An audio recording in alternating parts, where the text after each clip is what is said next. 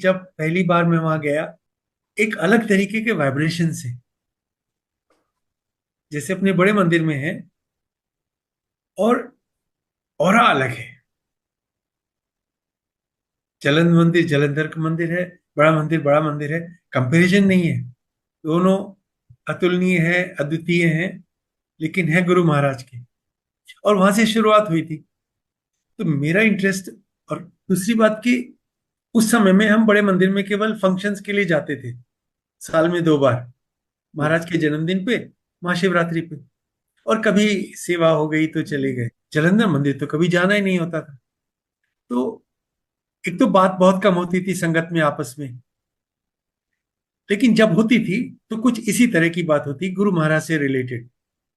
यहाँ वहां की नहीं होती थी, ये कौन है, ये क्या कर रहा है, कहाँ से आया है, क्या जाएगा। अ, तो एक तरीके से कहूँ कि आपने एक शब्द सुना था भाई हरबंस जी का, जिसकी व्याख्या में उन्होंने संगत के प्रकार बताए थे, कुछ ठीक से मुझे याद नहीं, लेकिन ऊंघे चूंगे सूंगे डूंगे, उस तरह के जो जो जो एक सब देखते रहते हैं कि कौन क्या कर रहा है, कहाँ से पहन के आया है, कहाँ बैठा है, कैसे महाराज को देख रहा है, किससे महाराज बात कर रहे हैं, किससे नहीं कर रहे, मुझसे क्यों नहीं कर रहे। तो सब तरह की संगत है, लेकिन उस जमाने की जो संगत थी ना, वो कनेक्शन वाली वैरायटी की थी ज्यादातर। न तो कोई किसी से बात करता था, ना किसी को बात करने की फुर्सत होती थी। बस महाराज, संगत। तो संगत में बाहर की तरफ, अ, जैसे हलवा प्रसाद लिया, बाहर जाके खाया, खा के वापस आए। तो जब बाहर खा रहे हैं और हम सब साथ में खड़े हैं, तो बाहर थोड़ी बातचीत हो जाती। तो उस बातचीत के दौरान ही ये एक संगत से पता चला कि महाराज का एडमिशन पूरा होने के लिए एक बार आपको वहां भी जाना चाहिए।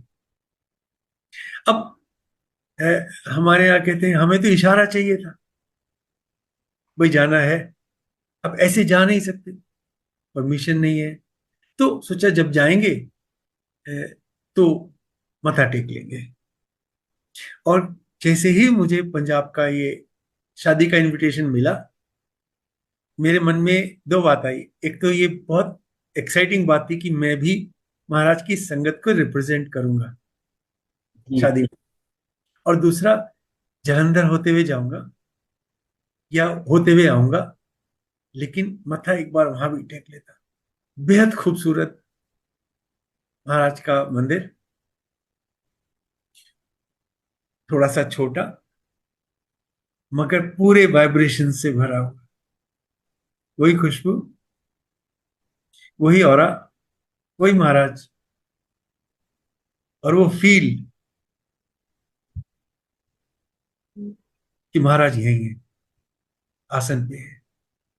जो फील आज भी आती है, और हर उस समय आती है जब महाराज आपको याद कराना चाहते हैं, मैं यही हूं आपके पास। मेरे हिसाब से, और ये सुनी हुई बातें हैं, ये मैंने महाराज के श्रीमुख से नहीं सुनी है। अ, एक तो ये मैंने सुना कि महाराज दिल्ली में इतने खुश नहीं रहते थे जितने महाराज पंजाब में खुश रहते थे। तो पंजाब के बारे में कुछ है जो महाराज को बहुत प्रसन्न करता था। तो ऑब्वियसली पंजाब के बारे में, पंजाब की संगत, और संगत ऐसी, तो महाराज वहां जाके खुश रहते। एक तो ये सुना। और दूसरी बात ये सुनी कि गुरु महाराज नंबर वन, अगर जैसे मुझे किसी ने सुना कि किसी से कि महाराज ने जैसे संगत को रेट किया ना, तो उसमें दो ही संगत रेट की गई इनका। पंजाब नंबर वन, और गुड़गांव नंबर 2। तो मैं माफी चाहता हूँ, दिल्ली का उसमें जिक्र नहीं है। पहली बात तो ये कि एक अलग तरह का सेंसेशन था टू रिप्रेजेंट योर गुरु। अपने गुरु को आप रिप्रेजेंट कर रहे हैं, और आप अकेले हैं। तो ये बहुत, एक तरीके से, एक तो रेस्पॉन्सिबिलिटी फील थी, हो रही थी, बहुत एक्साइटमेंट था, और बहुत अजीब सा भी लग रहा था। इतना भाव मुझे मैंने अपने खुद को नहीं दिया जितना भाव वहां पे मुझे संगत से में मिला। सब लोग बोले गुरु जी आ गए, गुरु जी आ गए, गुरु जी आ गए। मैंने चारा तरफ देखा, सचमुच में तो नहीं आ गए, और मैं ही यहाँ पे खड़ा हूं जिसे नहीं पता है महाराज आ गए। तो देखा नहीं, वो सब मुझे देख रहे थे। और मेरे पास आके बैठ रहे थे, गले लगा रहे थे, अंकल आप यहाँ बैठो, अंकल आप क्या खाओगे, आप कहाँ से आए, कैसे आए, कोई तकलीफ तो नहीं। एक तो पंजाब की हॉस्पिटैलिटी है वो वैसे ही स्पेशल है, ऊपर से आप गुरु की संगत है, स्पेशल इनवाइटी है। और फिर मैं जहां बैठा, चारों तरफ गोल सर्किल बना के बैठ गए और हमसे पूछने लगे आप बताइए, महाराज के बारे में बताइए, अपनी सत्संग शेयर कीजिए। और अ, हम तो शुरू होने में कितनी देर लगनी थी, तो जो महाराज के चरणों में अनुभव किया वो थोड़ा थोड़ा बताने लगे। लेकिन एक चीज जो याद रही वो आज तक याद है, हम सब गुरु को रिप्रेजेंट करते हैं। और चाहे हम, और ये रिप्रेजेंटेशन केवल मंदिर में हो, जब सत्संग में बैठे हो तब नहीं है, आप तो हर समय गुरु को रिप्रेजेंट कर रहे हैं। यानी मोटे तौर पे कहूं तो जब आप कार चला रहे हैं और आपकी कार के पीछे गुरुजी लिखा हुआ है, तो आप शीशा नीचे करके आप किसी को गाली गलौज नहीं कर सकते, आप रूड नहीं हो सकते, बिकॉज ये संगत की कार है, गुरु जी की कार है, आप उसमें बैठे हैं। आप जहां भी हैं आप गुरु को रिप्रेजेंट कर रहे हैं। तो आपका कंडक्ट, चाहे संगत की तरह से, चाहे सेवादार की तरह से, चाहे आम नागरिक की तरह से, चाहे अपने घर में अपने परिवार के साथ, अपनी आंटी के साथ, अपने अंकल के साथ, अपने बच्चों के साथ, रिश्तेदारों के साथ, पड़ोसियों के साथ, आपको तो हर समय गुरु की संगत की तरह से कनेक्ट करना होगा। क्योंकि ये ना हो जाए, गुरु की संगत ऐसी होती है, बल्कि ऐसे हो, गुरु की संगत ऐसी होती है, सो हर समय लोग देखें और कहें कि ऐसी संगत है तो गुरु कैसा होगा। तो कहीं ऐसा ना हो कि आपके व्यवहार से लोग आपके गुरु की तरफ उंगली उठाएं, ये संगत है, ऐसे नहीं हो सकता और होना नहीं चाहिए। तो ये जिम्मेदारी हम सब पे उस दिन से आ जाती है जिस दिन आप अपने आप को गुरु की संगत। और यही फर्क है, जब गुरु जी कहते हैं ना कि संगत एक मुट्ठी भर और भीड़ ज्यादा, ये भी मैंने सुना था महाराज के मुंह से नहीं, सीनियर जो हमारे संगत थे, कि गुरु महाराज कहते थे संगत तो मेरी एक थोड़ी सी है। तो बहुत सारी चीजें डिफ्रेंशिएट करती हैं गुरु की संगत से और भीड़ में, मगर उनका कंडक्ट सबसे ज्यादा रिप्रेजेंट करता है कि ये संगत है कि नहीं।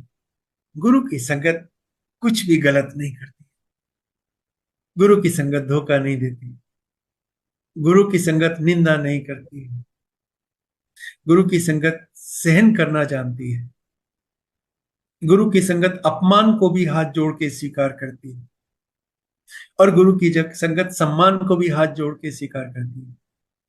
गुरु की संगत ना सम्मान में बहुत खुश होती, ना अपमान में बहुत दुखी होती, उसके लिए दोनों प्रसाद है।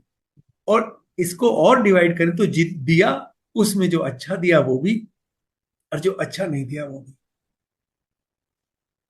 तो गुरु की संगत तो गुरु की संगत है, और अपने मन में आप कैसे भी हैं, लेकिन आप अपने गुरु को ऐसे रिप्रेजेंट करें कि लोग देख के कहें भाई ऐसी संगत है, तो ऐसे गुरु के पास तो चलना चाहिए, गुरु के दर्शन तो करने चाहिए, मंदिर में तो आना चाहिए।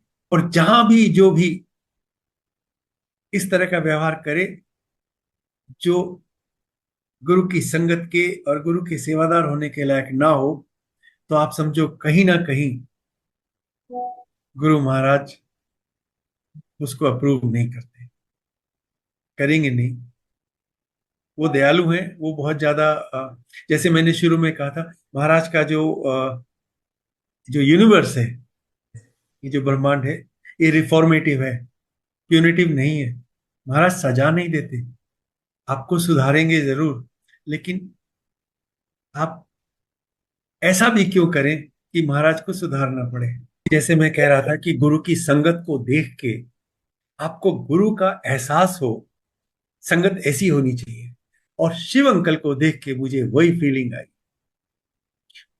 एक दिन में इनके जैसा डिवोटी बनूंगा, ये फीलिंग मेरे मन में आई। संगत ऐसी होती है और मैं कैसा हूं, तो मुझे ऐसा बनना है, ऐसा विश्वास। और फौजी था, जैसे उन्होंने एक बार बोल दिया कि मुझे 2 बजे की ट्रेन पकड़नी है, तो वो तो भूल गए, लेकिन मेरे अंदर क्लॉक चालू हो गई। अब मेरी जिम्मेदारी हो गई कि अंकल को 2 बजे की ट्रेन पकड़वानी है, ताकि वो उस ट्रेन को ले सके जो बस उन्हें पकड़ाएगी। अब थोड़ी थोड़ी देर में मैं घड़ी देखूं, और uncle take on over the satsang part. वो मुझसे पहले से जुड़े थे, महाराज के बारे में उनके अनुभव बहुत गहरे, इसलिए मुझे भी सुनने बहुत मजा आ रहा था, लेकिन मैं घड़ी की तरफ देख रहा था। और वो बिटिया के साथ आए थे, तो मुझे और एडिड रिस्पॉन्सिबिलिटी थी कि भाई साहब आप टाइम से निकले। तो मैं उनको टोकू, बोले रुको अंकल, मुझे सत्संग सुनाने दो। फिर फाइनली मैंने एक टाइम पे कहा, मैंने कहा अंकल अब आपकी बस छूट जाएगी। तो मुझे कहते अंकल ये मेरी जिम्मेदारी है ही नहीं, ट्रेन को पकड़वाना गुरु महाराज की रिस्पॉन्सिबिलिटी है, और मैं सत्संग सुनाकर ही जाऊंगा। मानने और मांगने वाले का फर्क, ये मानने वाली संगत, सुनाकर ही जाऊंगा। और फिर मेरे पास कहने को कुछ नहीं रह गया था। फिर मैंने चुप बैठा रहा, और जब सब कुछ हो गया और मुझे लगा बस तो छूटेगी, मैंने रिक्वेस्ट भी की अंकल मेरे साथ चलो, जलंधर चलते हैं। मैंने एक रूम बुक करा हुआ है होटल में पास में ही, वहां जाएंगे, जलंधर मंदिर में मत्था टेकेंगे, लंगर करेंगे, अगले दिन चलेंगे। बोले नहीं, मुझे आज ही जाना है। इसमें बहुत ज्यादा समझाने के लिए, कहने के लिए कुछ है नहीं। ये अपने आप में महाराज में एक भक्त का पूरा विश्वास और आत्मसमर्पण है। शिव अंकल से जब मैं बाद में मिला, तो मैं जानना चाहता था हुआ क्या, क्योंकि मैं परेशान था। मुझे लग रहा था ये इनकी ट्रेन छूटेगी। वो कह रहे थे कि अंकल आप चिंता मत करो, महाराज देख लेंगे। तो मैंने उनसे पूछा अंकल क्या हुआ एम्पायर स्टेट में। तो बोले अंकल वो तो ट्रेन, वो बस और लेट हो गई, उस वो तो टायर फ्लैट हो गया था, और वो धीरे धीरे चला के ले जा रहा था, मुझे जल्दी जल्दी जाना था। तो उसके बाद में वो स्टेशन तक भी नहीं गया, रुक के फिर एक ऑटो लेना पड़ा। और जब वो पहुंचे, तो एक ट्रेन सामने से जा रही थी। अभी जो संयोग है, आप जिसे संयोग कहते हैं, अगर नहीं समझते क्यों हो रहा था, कि ट्रेन धीरे धीरे जा रही है, और जैसे ही बोगी अंकल के सामने आई, ट्रेन रुकी और भाग के चढ़ गए। अंकल ने मुझे बताया, क्योंकि इस सत्संग को मैं उनसे खुद सुना, और उन्होंने मुझे बताया कि अंकल जैसे ही मैं, मुझे ठीक से बैठने भी नहीं दिया।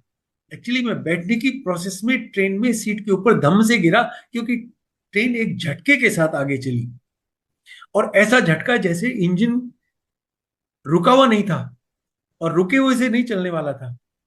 इंजन को लिटरली किसी ने दोनों, मतलब पूरी शक्ति लगा के रोक रखा हो, और इंजन चलने की कोशिश कर रहा हो, और ट्रेन बिना ड्राइवर की इच्छा के और एक्शन के रुकी। अंकल को बैठाया, और फिर जैसे वो ताकत एकदम से हट गई, और इंजन झटके के साथ आगे कूदा। और अंकल कहते हैं वो शॉक, जो इम्पैक्ट चेस्ट में फील हुआ उस झटके से, वो आज भी महसूस होता है, उन्हें याद है। और फिर जब उन्होंने पूछा कि ये ट्रेन कहाँ थी, तो बोले पता नहीं, बहुत देर से आउटर सिग्नल पे वेट कर रही थी, और मुझे नहीं पता कि क्यों। तो वो ट्रेन नहीं गई, क्योंकि महाराज ने जाने नहीं दिया। महाराज ने जाने नहीं दिया कि वो अपने भगत का विश्वास नहीं तोड़ सकते थे। विश्वास हो तो ऐसा हो। तो मेरे लिए ये लेसन था। अगर आपको ये लगे कि मुझे कैसा संगत होनी चाहिए, तो रोल मॉडल दूर नहीं था। और मेरे मन में आया एक दिन ऐसा विश्वास महाराज में मेरा भी संबंध, गुरु से आपका संबंध कैसा हो। तो एक एग्जाम्पल शिव अंकल का था। आपने विश्वास किया, गुरु महाराज ने ट्रेन को रोक दिया, लिटरली रोक दिया, फिजिकली रोक दिया, कोई नहीं जाएगा इस टिकट, जब तक मेरा भगत इसमें नहीं चढ़ेगा, नहीं जाएगा। और ट्रेन नहीं गई, खूब डिले होने के बाद भी नहीं। बात विश्वास की थी।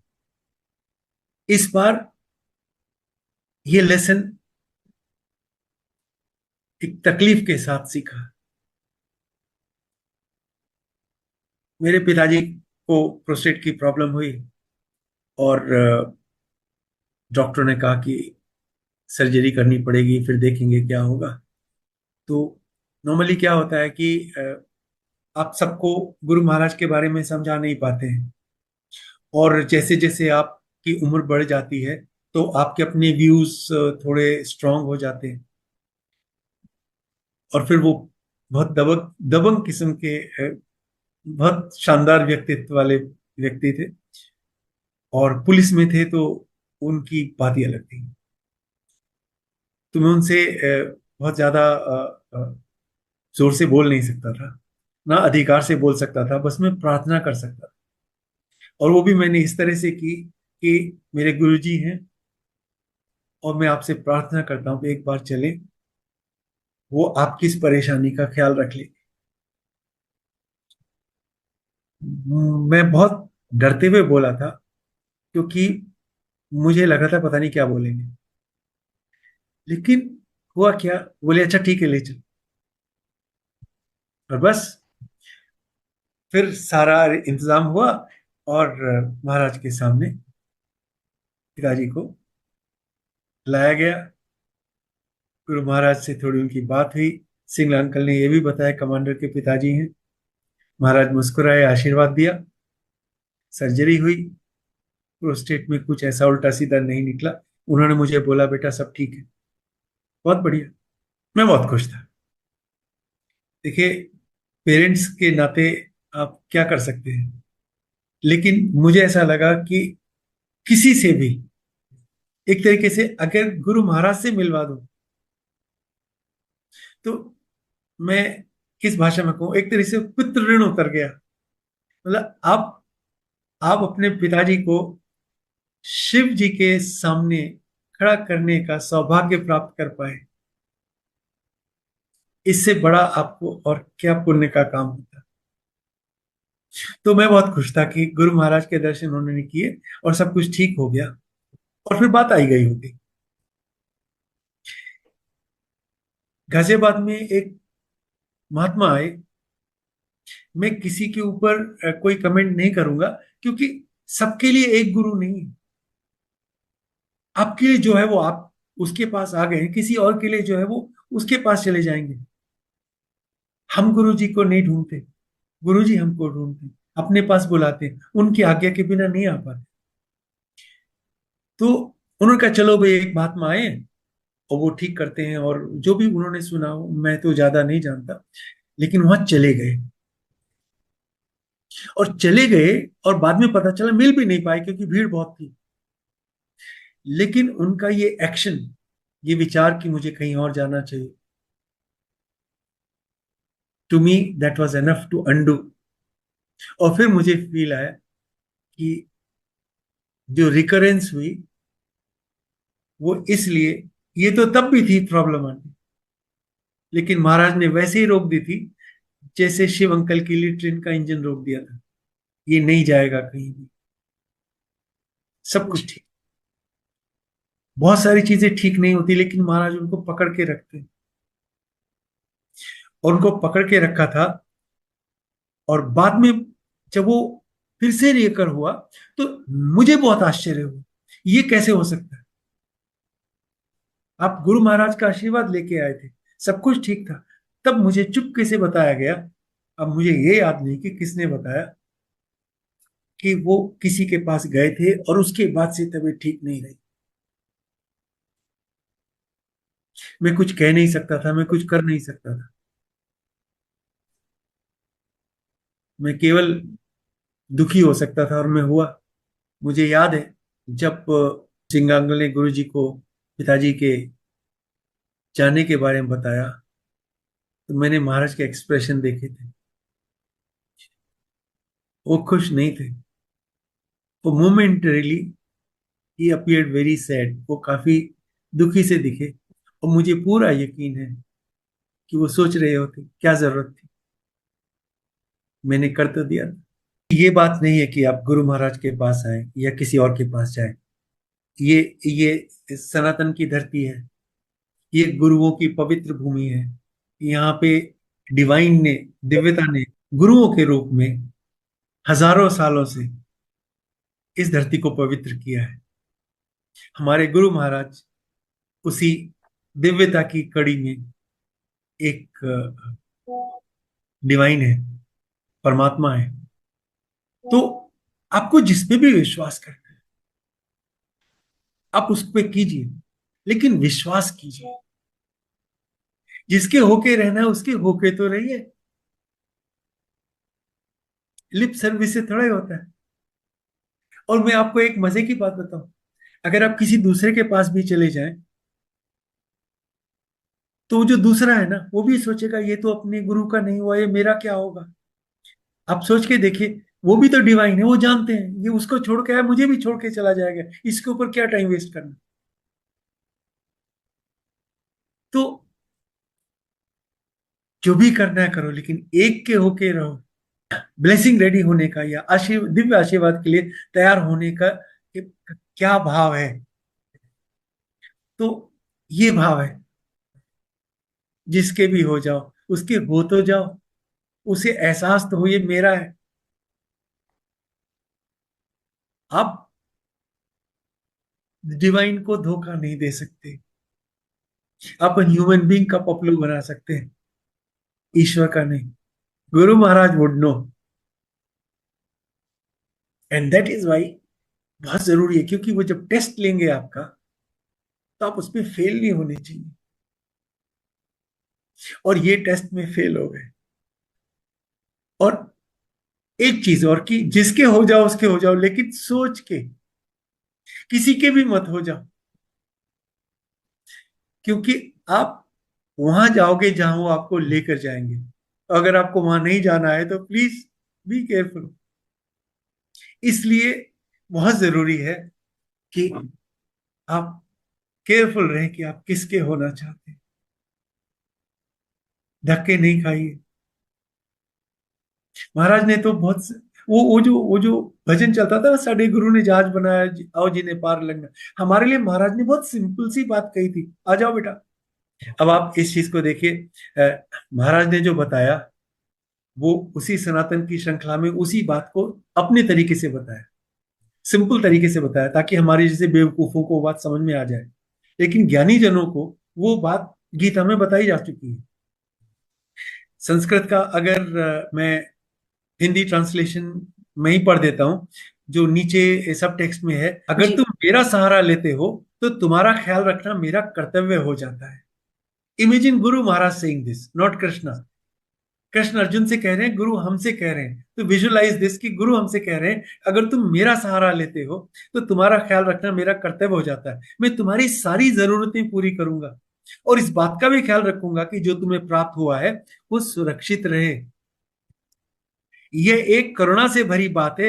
हमें न सिर्फ जो हमें चाहिए वो मिलेगा, बल्कि जो मिलेगा उसकी सुरक्षा भी होगी।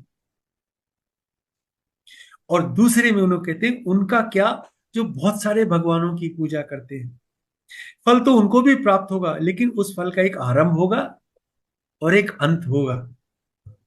वो सब अनजाने में परमात्मा की ही पूजा करते हैं, फिर वो पूजा चाहे किसी की भी करें।